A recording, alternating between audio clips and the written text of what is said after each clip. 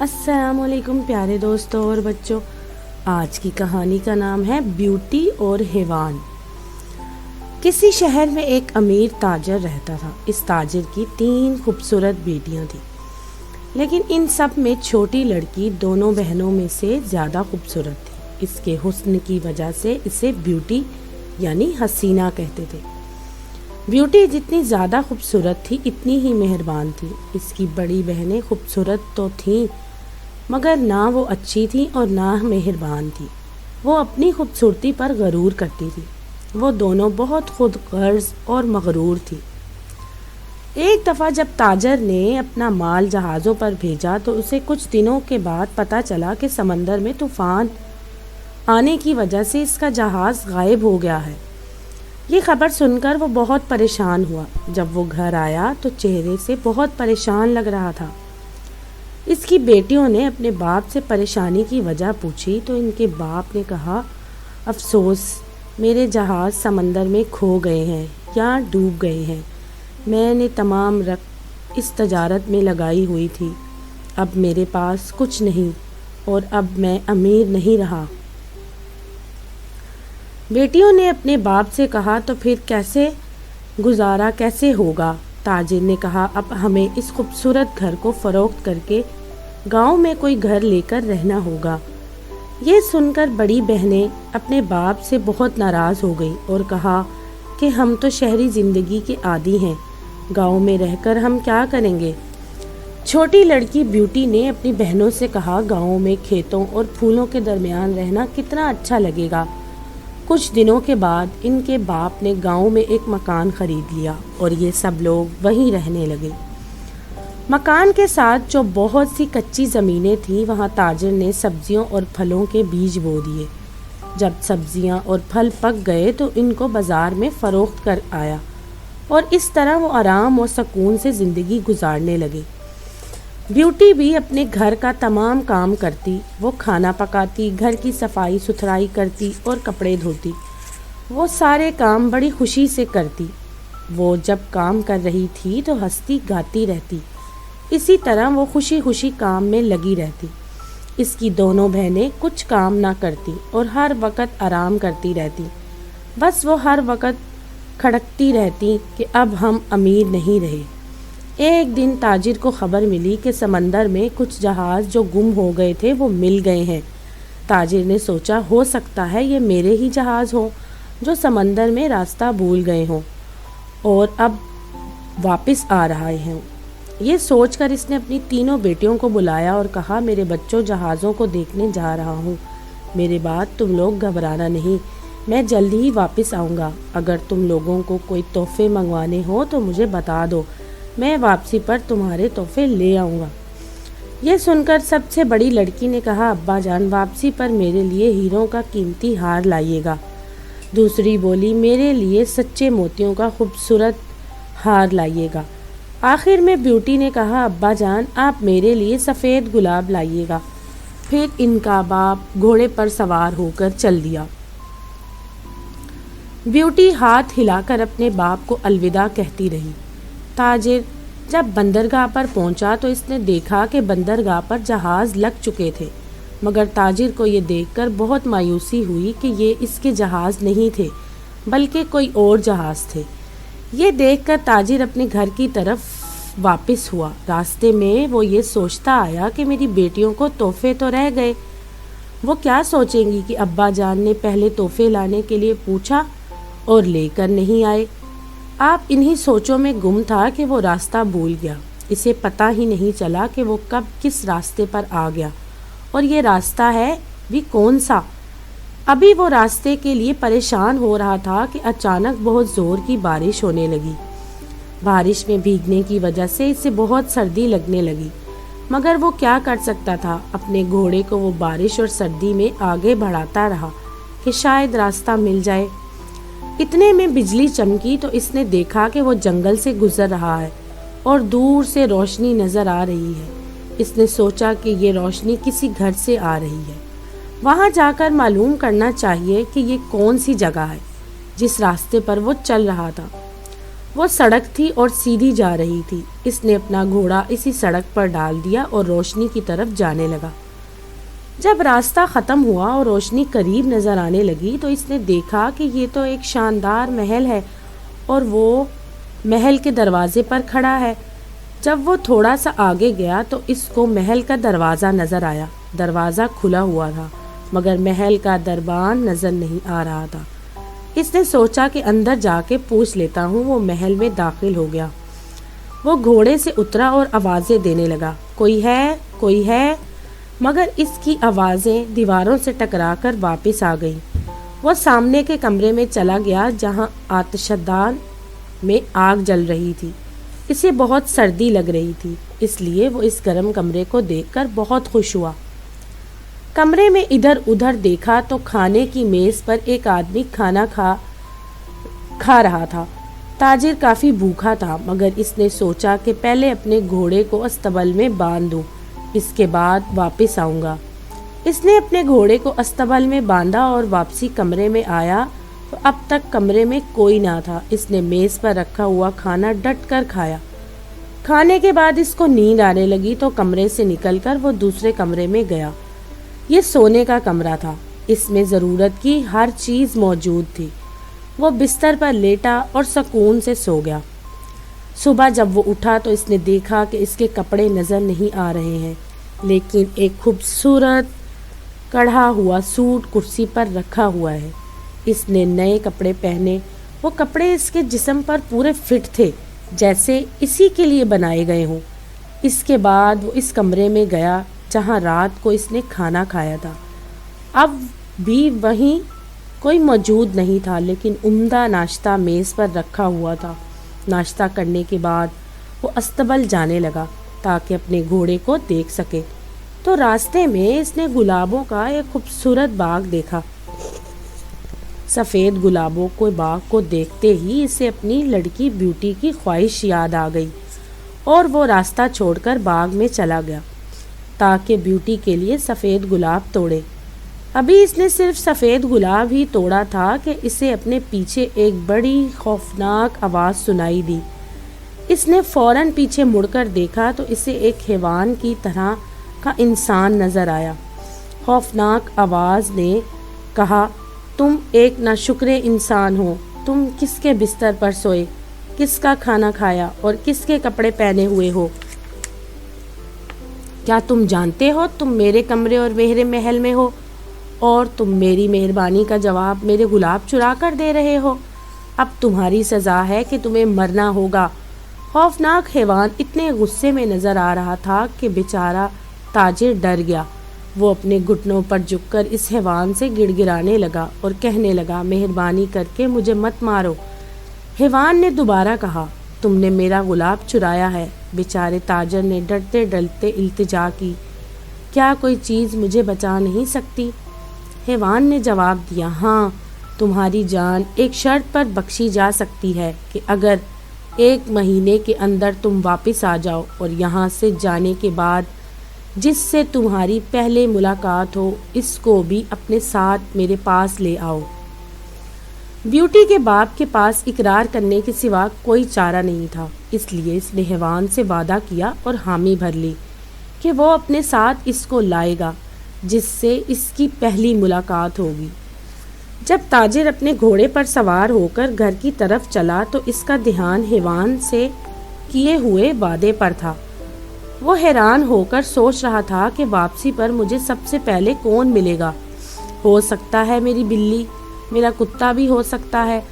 تب اسے یاد آیا کہ جب وہ گھر سے روانہ ہو رہا تھا تو بیوٹی کس طرح اپنے ہاتھ ہلا کر اسے الوداع کہہ رہی تھی۔ تب اس کے ذہن میں ایک اذیت ناک خیال آیا، اگر وہ گھر پہنچا تو اس کی پہلی ملاقات اپنی لڑکی بیوٹی سے ہوئی تو پھر کیا ہوگا؟ وہ گھوڑے پر سوار ہو رہا تھا اور راستے میں اسے طرح طرح کے خیال آ رہے تھے۔ جیسے جیسے وہ اپنے گھر کے قریب آ رہا تھا، پریشان کرنے والے خیال اس کے ذہن میں آتے جا رہے تھے، اور جب وہ گھر کے قریب پہنچا تو اس کے ذہن میں اسے خیال بھر چکے تھے کہ وہ جیسے کھویا سا ہو، نظر اٹھا کر دیکھ بھی نہیں پا رہا تھا۔ بیوٹی اپنے کمرے کی کھڑکی سے اپنے باپ کی واپسی کی راہ دیکھ رہی تھی۔ جب اس نے کچھ فاصلے پر گھوڑے پر سوار کسی کو آتے دیکھا تو وہ اپنے گھر سے نکل کر بھاگی۔ اس نے جلدی جلدی باغ کا رستہ طے کیا اور سڑک پر آ گئی۔ ہاں، اس کا پیارا باپ گھر لوٹ رہا تھا۔ جب وہ اپنے باپ کے قریب گئی تو اس نے اپنے باپ کو بہت غمگین اور تھکا ہوا پایا۔ بیوٹی سوچ نہیں سکتی تھی کہ کیا بات ہے، ان کو پریشان کیے ہوئے ہے۔ وہ بھاگتی ہوئی ان کے پاس گئی اور پوچھا، پیارے ابا جان، کیا آپ کی طبیعت خراب ہے؟ انہوں نے جواب دیا، نہیں میری پیاری بیٹی، میں بالکل ٹھیک ہوں، بس سفر کی تھکان ہے۔ بیوٹی نے پھر کہا، کیا آپ مجھے دیکھ کر خوش نہیں ہوئے ابا جان؟ بیچارہ تاجر رو دیا، خوش؟ میری پیاری بیوٹی، میری پیاری ننھی بیوٹی۔ جب تاجر گھر پہنچا تو اس نے اپنی بیٹیوں کو سب کچھ بتا دیا، حیوان سے کیا ہوا اپنا وعدہ بھی بتایا۔ تاجر نے اپنی چھوٹی بیٹی سے کہا، جو کچھ بھی ہو جائے تم میرے ساتھ نہیں جاؤ گی۔ بیوٹی نے اپنے ابا جان سے کہا، جو وعدہ آپ نے حیوان سے کیا ہے اسے آپ ضرور پورا کرنا چاہیے۔ آخر اس کا باپ اس بات پر راضی ہو گیا کہ وہ مہینے کے آخر میں بیوٹی کو حیوان کے پاس لے گیا۔ بیوٹی اور اس کے باپ کے لیے یہ 4 ہفتے بڑے دکھ بھرے تھے۔ وہ روزانہ کام کرنے جاتے لیکن گھر میں خوشی یا ہنسی کی کوئی آواز نہیں آتی۔ مہینہ ایسا جلدی گزر گیا جیسے اس کے پر لگ گئے ہوں۔ تاجر نے اپنی پیاری بیٹی کو گھوڑے پر اپنے ساتھ بٹھایا اور بڑے دکھ کے ساتھ جنگل کی طرف چل پڑا۔ جنگل میں بنے ہوئے محل میں جب بیوٹی اور اس کا باپ پہنچے تو رات ہو رہی تھی۔ باپ نے بیوٹی کو گھوڑے سے اتارا اور اس کو کمرے میں لے گیا جہاں اس نے پچھلی مرتبہ رات کا کھانا اور ناشتہ کیا تھا۔ اس مرتبہ بھی میز پر 2 آدمیوں کا کھانا رکھا ہوا تھا۔ ان دونوں نے تمام دن کچھ نہیں کھایا تھا، مگر اس کے باوجود بیوٹی یا اس کے باپ کو بھوک نہیں تھی۔ جب وہ میز کے پاس بیٹھے تو ایک خوفناک آواز دروازے پر دستک سنائی دی۔ تاجر جانتا تھا اور بیوٹی نے اندازہ لگایا کہ یہ آواز کس کی ہے۔ بیوٹی اس خوفناک آواز سے ڈر گئی۔ آپ جانتے ہیں کہ یہ کس کی آواز تھی؟ جی ہاں، آپ صحیح سمجھے، یہ حیوان کی ہی آواز تھی۔ وہ چل کر اندر آیا اور بیوٹی کے سامنے کھڑا ہو کر اسے دیکھنے لگا۔ کافی دیر تک وہ بیوٹی کو دیکھتا رہا۔ اس کے بعد وہ بیوٹی کے باپ کی طرف مڑا اور خوفناک آواز میں پوچھا، کیا یہی وہ لڑکی ہے جس کے لیے تم نے میرے باغ کے سفید گلاب توڑے تھے؟ تاجر نے کہا، ہاں، اس نے ہی مجھ سے کہا تھا کہ میں اسے ساتھ لاؤں۔ حیوان نے کہا، اسے سوری کہنے کی ضرورت نہیں، محل میں جو کچھ ہے اس کے استعمال کے لیے ہے۔ آپ کل صبح واپس اپنے گھر چلے جائیں، اب بیوٹی میرے ساتھ ہی رہے گی۔ آپ کو ڈرنے کی ضرورت نہیں اور نہ ہی میں اس کو کوئی نقصان پہنچاؤں گا۔ اس کا کمرہ تیار ہے، شب بخیر۔ حیوان کے جانے کے بعد بیوٹی کمرے کی طرف گئی۔ جب وہ کمرے میں داخل ہوئی تو وہ کمرہ اس کے خیال سے بھی زیادہ خوبصورت تھا۔ وہ بہت تھک گئی تھی اور اسے نیند بھی آ رہی تھی، اس لیے جلد ہی وہ گہری نیند سو گئی۔ صبح کا ناشتہ بیوٹی اور اس کے باپ نے ایک ساتھ کیا۔ ناشتے کے بعد بیوٹی کا باپ رخصت ہونے لگا تو دونوں نے زاروں قطار رونا شروع کر دیا، ایک دوسرے کو الوداع کہا۔ تاجر جب گھوڑے پر سوار ہو کر اپنے گھر جانے لگا تو بیوٹی اسے اس وقت تک دیکھتی رہی جب تک وہ نظروں سے اوجھل نہیں ہو گیا۔ پھر بیوٹی واپس اپنے کمرے میں آئی۔ وقت گزرنے کے لیے وہاں پر رکھی ہوئی تصویریں اور نوادرات کو دیکھنے لگی۔ ایک دیوار پر ایک بڑا خوبصورت آئینہ لگا ہوا تھا اور اس کے نیچے سونے کے حرفوں سے لکھا ہوا تھا، ننھی بیوٹی، اپنے آنسو پونچھ لو، اب تم کو ان آنسوں اور سسکیوں کی ضرورت نہیں۔ اس آئینے کو دیکھتے ہوئے تم جو خواہش کرو گی وہ پوری ہو جائے گی۔ ان جملوں سے بیوٹی کو بہت اطمینان ہو گیا، کیونکہ اس نے سوچا کہ وہ یہاں خوش نہیں رہی تو وہ حیوان سے فریاد کرے گی کہ وہ اسے گھر پہنچا دے۔ بیوٹی کو یہاں وقت گزارنا مشکل ہو رہا تھا۔ بیوٹی کو بہلانے کے لیے حیوان نے بہت سی چیزیں جمع کر دی تھی۔ کبھی وہ کتابیں پڑھتی، کبھی تصویریں بناتی۔ کچھ دن وہ باغ میں کھیلنے جاتی رہی۔ کسی دن خوبصورت پھول اکٹھے کرنے میں دن گزارتی رہی۔ ہر شام کھانے کے وقت دروازے پر وہی خوفناک بھاری آواز سنائی دیتی، جو پوچھتی میں اندر آ جاؤں؟ اور ہر شام بیوٹی کانپتی ہوئی آواز میں جواب دیتی، ہاں حیوان۔ پھر بیوٹی اور حیوان آپس میں باتیں کرتے، اگرچہ حیوان کا بڑا جسم اور بھاری آواز بیوٹی کو ڈراتے تھے، لیکن اس کے الفاظ اتنے مہربان ہوتے تھے کہ آہستہ آہستہ بیوٹی کا خوف دور ہونے لگا۔ ایک شام حیوان نے پوچھا، بیوٹی کیا میں بدصورت ہوں؟ بیوٹی نے کہا، ہاں حیوان، اور بہت بے وقوف بھی۔ نہیں، بیوٹی نے کہا، بے وقوف نہیں حیوان۔ بیوٹی کیا تم چاہتی ہو؟ بیوٹی نے کہا، ہاں میں تمہیں چاہتی ہوں حیوان، کیونکہ تم بہت مہربان اور اچھے ہو۔ تب کیا تم مجھ سے شادی کرو گی بیوٹی؟ اوہ نہیں نہیں حیوان۔ حیوان یہ بات سن کر بہت ناخوش دکھائی دیا اور وہ بہت دکھی لگنے لگا۔ وہ بیوٹی کا اچھا دوست بن گیا تھا اور وہ اس کو دکھی نہیں کرنا چاہتی تھی، مگر اس نے اپنے آپ سے کہا، لیکن میں ایک حیوان سے شادی نہیں کر سکتی۔ اگلی صبح بیوٹی نے آئینے میں دیکھا اور کہا، میری خواہش ہے کہ میں دیکھوں کہ میرے ابا جان کیسے ہیں۔ تبھی اس آئینے میں دیکھا کہ اس کا پیارا باپ بہت بیمار ہے اور اس کی دیکھ بھال ٹھیک طرح نہیں ہو رہی۔ بیوٹی نے سارا دن اپنے باپ کی تکلیف اور تنہائی کے لیے روتی رہی۔ جب شام کو حیوان اس کے ساتھ کھانا کھانے آیا تو اس نے دیکھا کہ آج بیوٹی بہت اداس ہے۔ حیوان نے بیوٹی سے پوچھا، بیوٹی کیا بات ہے؟ کیا تم آج بہت اداس اور پریشان ہو؟ تب بیوٹی نے اسے وجہ بتائی اور التجا کی کہ اسے اپنے گھر جانے کی اجازت دی جائے۔ حیوان نے کہا، بیوٹی اگر تم چلی جاؤ گی تو میرا دل ٹوٹ جائے گا۔ ہاں، تمہیں روتے ہوئے بھی تو نہیں دیکھ سکتا، کل تم اپنے گھر جا سکتی ہو۔ بیوٹی نے کہا، شکریہ، آپ کا بہت شکریہ حیوان، لیکن میں تمہارا دل نہیں توڑوں گی۔ میں کوشش کروں گی کہ ایک ہفتے میں واپس آ جاؤں گی۔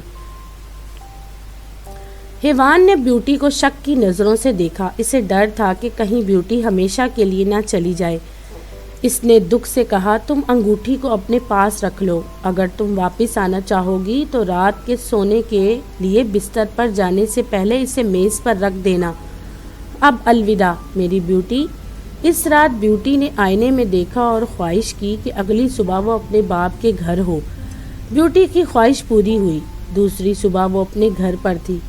بیوٹی کو اس کا باپ دیکھ کر بہت خوش ہوا۔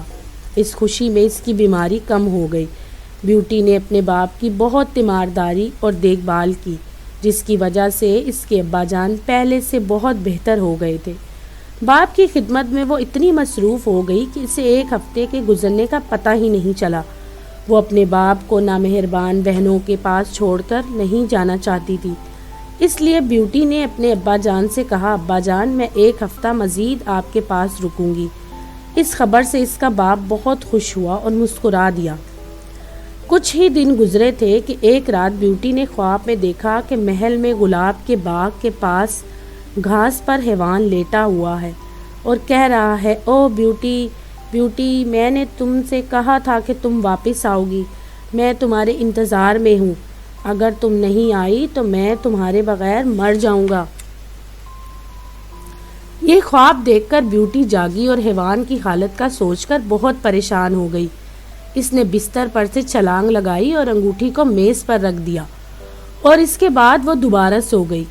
جب صبح وہ اٹھی تو وہ حیوان کے محل کے کمرے میں تھی۔ بیوٹی جانتی تھی کہ حیوان شام سے پہلے اس کے پاس نہیں آئے گا اور دن تھا کہ گزر ہی نہیں رہا تھا۔ بیوٹی نے بڑی بے چینی سے دن گزارا۔ شام ہو گئی مگر حیوان نہیں آیا۔ کافی وقت گزرنے کے بعد جب رات ہو گئی تو بیچاری بیوٹی پریشان ہو گئی اور اچانک اسے خیال آیا، ہو سکتا ہے جو اس نے خواب دیکھا ہو وہ سچا ہو اور حیوان وہیں ہو جہاں خواب میں اس کو نظر آیا تھا۔ یہ سوچتے ہی بیوٹی اندھیرے میں دوڑتی ہوئی باغ میں سفید گلاب کے درختوں کے پاس گئی، جہاں اس نے گیلی گھاس پر حیوان کو لیٹے ہوئے دیکھا تھا۔ پہلے تو بیوٹی ڈری کہ حیوان مر تو نہیں گیا۔ وہ گھاس پر بیٹھ گئی اور اس نے اپنا ہاتھ حیوان کے سر پر رکھا۔ حیوان نے اس کے ہاتھ کو اپنے سر پر جب محسوس کیا تو آنکھیں کھول دی۔ اس نے آہستہ سے کہا، بیوٹی میں تمہارے بغیر نہیں رہ سکتا، چنانچہ میں اپنے آپ کو موت کے حوالے کر رہا ہوں۔ اب جب میں نے تمہاری صورت دیکھ لی ہے اب میں اطمینان سے مر سکوں گا۔ یہ سن کر بیوٹی نے حیوان سے کہا، او میرے پیارے حیوان، اگر تم مر گئے تو میں یہ برداشت نہیں کر سکوں گی۔ مہربانی کر کے زندہ رہو، میں تمہارے ساتھ شادی کروں گی۔ مجھے تم سے بہت محبت ہے، میں واقعی تم سے شادی کروں گی، تم دل کے بہت مہربان ہو۔ جب بیوٹی نے یہ الفاظ کہے تو اپنا چہرہ اپنے دونوں ہاتھوں سے چھپا لیا اور روتی رہی اور بہت روئی۔ اچانک اسے ایک خوبصورت سی مردانہ آواز سنائی دی، بیوٹی ذرا اوپر تو دیکھو۔ جب بیوٹی نے اوپر دیکھا تو وہ حیران رہ گئی کہ اس کے سامنے ایک خوبصورت شہزادہ کھڑا ہے۔ شہزادے نے بیوٹی کا شکریہ ادا کیا کہ اس نے جادو کے اثر سے اسے آزادی دلائی۔ بیوٹی نے شہزادے سے حیرانگی سے پوچھا، تمہارا کیا مطلب ہے؟ تب شہزادے نے بیوٹی کو بتایا کہ ایک مکار پری نے مجھے شہزادے سے حیوان بنا دیا تھا جو دیکھنے میں خوفناک، بد اور بے وقوف نظر آتا تھا۔ اس کو ایک خوبصورت لڑکی کے بول ہی توڑ سکتے تھے۔ جب کوئی خوبصورت لڑکی یہ کہے گی کہ وہ مجھ سے شادی کرے گی، تم خوبصورت لڑکی ہو بیوٹی۔ اس بات کو سن کر بیوٹی مطمئن ہو گئی۔ یہ سن کر بیوٹی کو بہت خوشی ہوئی کہ اس کو ایک خوبصورت شہزادہ مل گیا ہے۔ شہزادہ بیوٹی کو اپنے ساتھ لے کر اپنے محل میں آ گیا۔ محل میں جانے کے بعد شہزادے نے بیوٹی کے باپ کو اپنے محل میں بلوایا تاکہ بیوٹی کا باپ شہزادے سے شادی کی اجازت لے سکے۔ شادی میں بیوٹی کی بہنیں اور باپ بھی شریک ہوئے۔ شادی میں دوسرے ملکوں کے بادشاہوں نے شرکت کی۔ پورے ملک میں جشن کا سما تھا۔ شہزادے کی تمام رعایا بہت خوش تھی۔